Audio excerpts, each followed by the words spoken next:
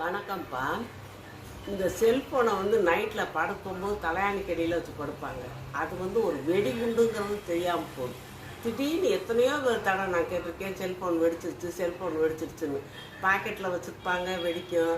வீட்டில் எதுலையா வச்சுருப்பாங்க, பேப்பர் துணி புக்ஸ் எல்லாம் இருக்கிற இடத்துல வச்சுருப்பாங்க, வெடிச்சிடும். அதை நம்ம தலைக்கடியில் வச்சு படுக்கலாமாப்பா? வேணவே வேணாம். அது மூளை செல்களை பாதிக்கும்.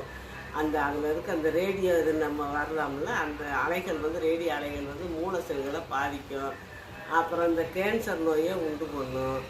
அப்புறம் நம்ம ஞாபகம் மறதி இதெல்லாம் வரும். இதெல்லாம் பிரச்சனை தேவையே இல்லை. இது வெடிகுண்டை போய் நம்ம தலைகளில் பறிச்சு படுக்கலாமா? வேண்டவே வேண்டாம்.